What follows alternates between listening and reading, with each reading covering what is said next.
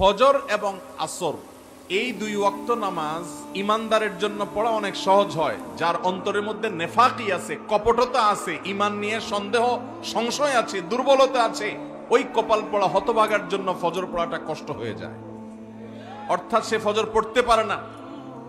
ভাইরা আমার, আমরা প্রত্যেকে যদি নিজের অবস্থানকে এই প্যারামিটার দিয়ে মাপার চেষ্টা করি, তাহলে দেখতে পাবো আমাদের ইমানের অবস্থা কোন জায়গা। পাঁচ ওয়াক্ত নামাজের নির্দেশ এত গুরুত্বপূর্ণ, বারবার করে আল্লাহ তাআলা স্মরণ করিয়েছেন, তার রাসূল সাল্লাল্লাহু আলাইহি ওয়াসাল্লাম স্মরণ করিয়েছেন, জীবনের শেষ মুহূর্তে স্মরণ করাচ্ছেন। কারণ এই নামাজ ছাড়া আখিরাতে একটা কদম আমরা সামনে আগাতে পারবো। প্রতিটা কদমে এই নামাজের প্রভাব আমাদের থাকবে। চেহারার উজ্জ্বলতা থাকবে ওযুর কারণে, সিজদার অঙ্গগুলো আলোকিত থাকবে সালাতের কারণে।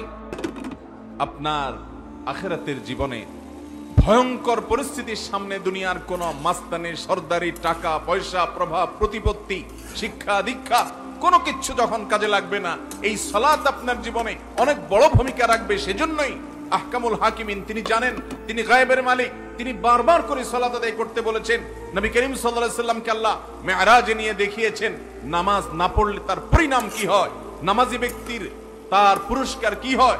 এজন্য তিনি বারবার করে দুনিয়া থেকে চলে যাচ্ছেন, তখনও বলে যাচ্ছেন, পুরো কথাও বলতে পারতেছেন না, তারপরও বলছেন আসসালাহ আসসালাহ, তোমরা নামাজের ব্যাপারে খবরদার সাবধান থাকবা। কারণ তিনি জানেন এর ভয়াবহতা কি। আল্লাহ রাব্বুল আলামিন তাকে দেখিয়েছেন যে পাথরের উপর মাথা রেখে আঘাত করা হচ্ছে কোন এক জাহান্নামীকে। জিজ্ঞাসা করলেন এর অপরাধ কি? বলা হলো, হে আল্লাহর রাসূল, এর অপরাধ হলো সে ফরজ নামাজ না পড়ে ঘুমিয়ে থাকতো, অলসতা করত, অবহেলা করত, ওয়াক্তকে ওয়াক্ত ফরজ নামাজ চলে গেছে, তার বুক